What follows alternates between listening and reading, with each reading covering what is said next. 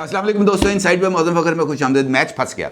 सिर्फ एक शर्त ने, एक ऐसी सख्त शर्त ने मैच को फंसा दिया है, जिसके बाद ये सवाल पैदा हो गया है कि जनाब घुटने कौन टेकेगा, क्योंकि घुटने टिकवाने के लिए इस वक्त भरपूर तरीके से असर रसूख भी इस्तेमाल किया जा रहा है और सारे का सारा दबाव भी बढ़ाया जा रहा है। और सिचुएशन के अंदर ये सवाल भी है कि जनाब ये जो घुटने टेकने वाला अमल है ये कब तक शुरू होगा, क्योंकि इसके लिए भी काउंटडाउन का ना सिर्फ आगाज़ कर दिया गया है, बल्कि अगर मैं ये कहूँ कि हतमी फैसले के लिए आने वाले 2 दिन बहुत ही ज़्यादा अहमियत रखते हैं, तो ये कुछ कहना गलत नहीं होगा। और इस सिचुएशन में इमरान खान साहब भी कुछ मुतहरक होते हुए नज़र आ रहे हैं और उन्होंने ज़मान पार्क में एक अहम मुशावरती इजलास भी बुला लिया है। और ये मुशावरती इजलास यकीनी तौर पर इस पहलू पर गौर करने के लिए बुलाया गया है कि पाइन मैं ऐलान कर बैठा हूँ, दसो इनू अगे कि मैं बढ़ाना है।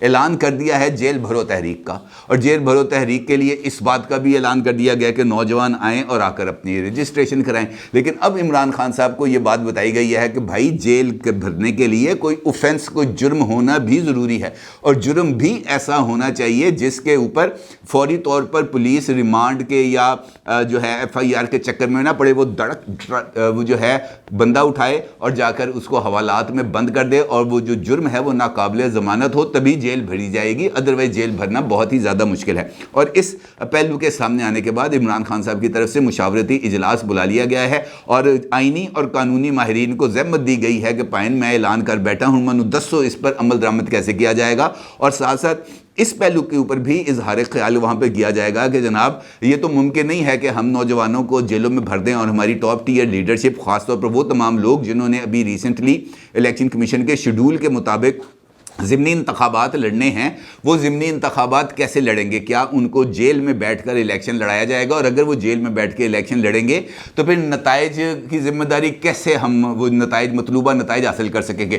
क्योंकि टिकट होल्डर भी जेल में होंगे और सरगर्म कारकुन जिन्होंने हलकों में काम करना है वो भी जेलों में होंगे। और इस सिचुएशन के अंदर जेल भरो तहरीक का क्या नतीजा निकलेगा और इंतखाबी मैदान हमारे लिए किस हद तक जो है वो मावन साबित होगा, ये एक इम्पॉर्टेंट पहलू आ गया है अब इमरान खान साहब के सामने। और मामला वही है कि जनाब किसी से सोचे, किसी से मशवरा किए बगैर, किसी से पूछे बगैर, कोई उसके ऊपर वर्किंग किए बगैर इमरान खान साहब अब्रप्ट ऐलान कर देते हैं कि जेल भरनी है जी मैंने, सिविल नाफरमानी करनी है जी मैंने, लॉकडाउन करना है जी मैंने। और उसके बाद सारे लोग सर जोड़ के बैठे होते हैं कि यार उन भाई ने ऐलान करता है, उन ऐसे ऐलान थे, अमल दरामद कैसे कराया जाए।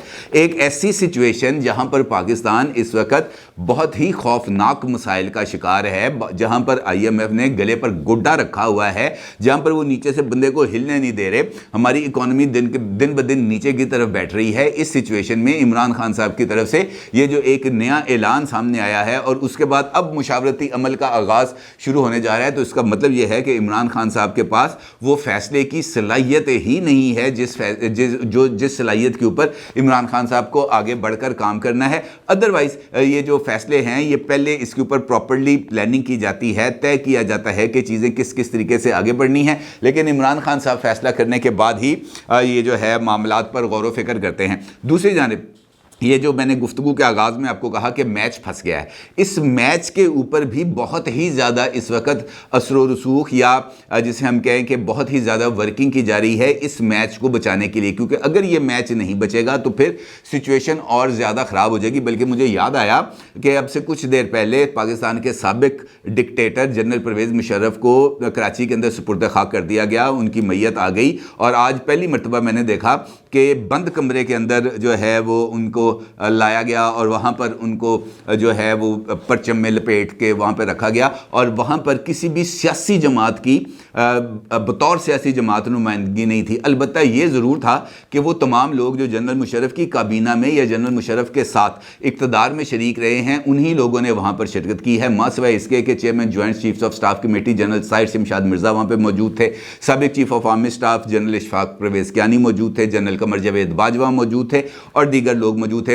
अमीर मुकाम साहब वहाँ पर मौजूद थे और उसके साथ साथ फ़ारूक सत्तार मौजूद थे, फैसल सब्ज़वारी वहाँ पर मौजूद थे, मुस्तफ़ा कमाल मुशर्रफ दौर के अंदर नाज़िम आला कराची रहे हैं वो वहाँ पर मौजूद थे, खालिद मकबूल सदीकी भी मुशर्रफ की काबीना में रहे हैं वो मौजूद थे। यानी वो तमाम लोग कतई नज़र इस बात के कि वो इस वक्त उनकी पॉलिटिकल एफिलिएशन क्या है, वो अपनी बुनियादी एफिलिएशन के साथ ही वहाँ पर मौजूद थे।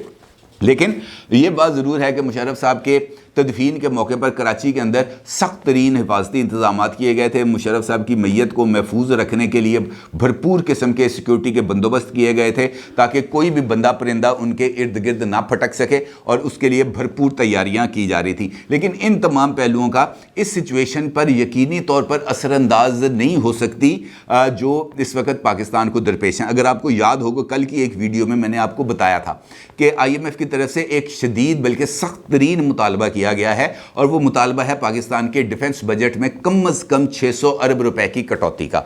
और इस मुतालबे के बाद हुकूमत के हाथ पांव फूल गए, और यकीनी तौर पर डिफेंस बजट में कभी किसी भी सिविलियन हुकूमत के लिए फैसला करना जुए शीर लाने के मुतरादिफ है। लिहाजा हुकूमत की तरफ से आज जो IMF के साथ जो उनकी गुफ्तगू हुई है, वहाँ पर उनको मुतबादल प्रपोजल्स दिए गए हैं। उन्होंने कहा जनाब 600 अरब की बजाय हम आपको 900 अरब रुपया इकट्ठा करके दे सकते हैं, लेकिन आप इस शर्त को, यानी डिफेंस बजट को छेड़ने वाली शर्त से आप ज़रा थोड़ा सा पीछे हट जाएं। हम अपना जो डेवलपमेंट बजट है इसके अंदर 50% कट लगाने के लिए तैयार हैं। हम अपने जो है नॉन डेवलपमेंट बजट इसके अंदर जो है वो कटौती करने के लिए तैयार हैं। हम बिजली और गैस की कीमतों को बढ़ाने के लिए तैयार हैं। हम जो है वो टैक्सेस की शरह को बढ़ाने के लिए तैयार हैं। हम पेट्रोलियम डेवलपमेंट लेवी डीजल के ऊपर जो है उसको बढ़ाने के लिए तैयार हैं। हम पेट्रोल और डीजल के ऊपर 17% की बजाय 18% GST लगाने के लिए तैयार हैं। डिफेंस बजट नू ना छेड़ो, यानी हम अवाम का बेड़ा गर्क कर देंगे, हम उनका अरक निचोड़ लेंगे, हम उनके जिस्म से खून का आखिरी कतरा निचोड़ लेंगे, हम उनके मुंह में जाने वाला खुराक का आखिरी लुकमा तक छीन लेंगे, लेकिन डिफेंस बजट को नहीं छेड़ेंगे।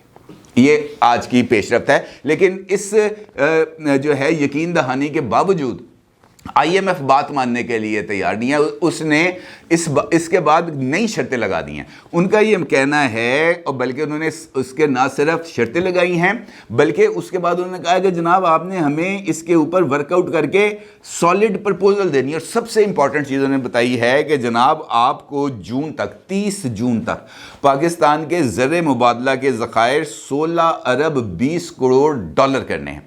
और उसकी वजह यह है कि अगले 5 महीनों में यानी जून तक पाकिस्तान ने 10 अरब डॉलर के कर्जों को वापस करना है। लिहाजा कर्जों को वापस करने के लिए आपको मजीद कर्जे लेने हैं, और उसके बाद आपने उस कर्ज को वापस करना है, और उसके बाद आपके फॉरेन करेंसी अकाउंट्स में इतने आपके जो है रिजर्व्स के अंदर इतने पैसे मौजूद रहने चाहिए कि आप इंपोर्ट्स अपनी जो है वो कर सकें। और यहाँ से जो पैसे हैं वो ना सिर्फ आप इकट्ठे करके अपना सर्कल चलाने की कोशिश करेंगे, बल्कि IMF को ये भी बताएंगे कि ये 16 अरब 20 करोड़ डॉलर हम कैसे इकट्ठे करेंगे, किस मुल्क से पैसे मांगेंगे, कहाँ से हमें उधार मिलेगा, और ये उधार हम वापस कैसे करेंगे। ये तमाम शराइत आज उन्होंने इम्पोज कर दी हैं। और उसके साथ साथ ये बात भी IMF को बताई गई है कि गैर ज़रूरी मंसूबों की फंडिंग को IMF ने कहा है कि आपको ना सिर्फ इसको भी रोकना है, बल्कि ये जो करंट फिस्कल ईयर है, रवा माली साल है, इस पे दी जाने वाली जो सब्सिडीज़ हैं इसमें भी खातर खा कमी लेके आनी है। तमाम तरक्याती मंसूबों की मरहला वार मॉनिटरिंग को वेबसाइट पर पब्लिक किया जाएगा, और इसके साथ साथ वो तमाम सरकारी इदारे, वो तमाम कॉरपोरेशंस जो मुसलसल खसारे में चल रही हैं, और उसके लिए 4 कॉरपोरेशंस का ख़ास तौर पर जिक्र किया गया है, जिसमें PIA है, जिसमें स्टील मिल्स है, और दीगर 2 इदारे हैं। उस पर उन्होंने कहा है कि जनाब इनको तो आपने फौरी तौर पर बेचो, इनको फौरी तौर पर आपने निजकारी करनी है, और इस निजकारी का प्लान भी आप हमें दें अगले 2 दिन के अंदर। ये प्लान भी दें कि जनाब इनकी निजकारी आपने कैसे करनी है, और इनके जो फ़रोख्त है उसका तरीक़ाकार क्या होगा। इसके साथ साथ ये शर्त भी आयद कर दी गई है कि ये जो सर्कुलर डेट है इसको आपने कम कैसे करना है, और ये जो 30 जून तक आपने जो अपने फॉरेन करेंसी रिजर्व्स हैं यानी ज़र मुबादला के ज़खायर जो आपने कर्ज लेकर 16 अरब 20 करोड़ रुपया करने हैं, तो आपने ये भी बताना है कि वो जो कर्ज आप लेंगे उनको वापस करने की आपकी पॉलिसी क्या होगी। अब आप मुझे ये बताएं कि ये जो शराइत अभी मैंने आपके सामने रखी हैं IMF की तरफ से, इसका क्या मतलब। इसका मतलब ये है ना नौमन तेल होगा ना राधा नाचेगी। IMF इस वक्त आपको बेल आउट करने के लिए मुझे संजीदा नज़र नहीं आ रहा, क्योंकि ये संजीदा किस्म की शराइत ही नहीं है, ये टोटली इलॉजिकल शराइत हैं। دیکھیں پاکستان کی اس وقت امداد جو ہے ہمارے اپنے جو دوست ممالک ہیں، کل میں نے آپ کو چائنا کی مثال دی کہ چائنا نے سری لنکا کو جو ان کا لون تھا اس کو 2 سال کے لیے مؤخر کر دیا. انہوں نے کہا جناب 2 سال کے لیے نہ آپ نے ہمیں قرض واپس کرنا ہے نہ اس کی قسطیں مانگیں گے ہم آپ سے 2 سال تک، اور اپنی اکانومی کو کھڑا کریں. ٹھیک ہے، چائنا یہ جو ہے یہ سہولت پاکستان کو دینے کے لیے تیار نہیں ہے. اور ابھی ریسنٹلی آئی ایم ایف سے معاہدے کا مطلب حکومت یہ سمجھتی ہے کہ یہ آئی ایم ایف کے ساتھ پروگرام میں جائیں گے تو دوست ممالک ہمیں جو ہے وہ پیسے دے دیں گے.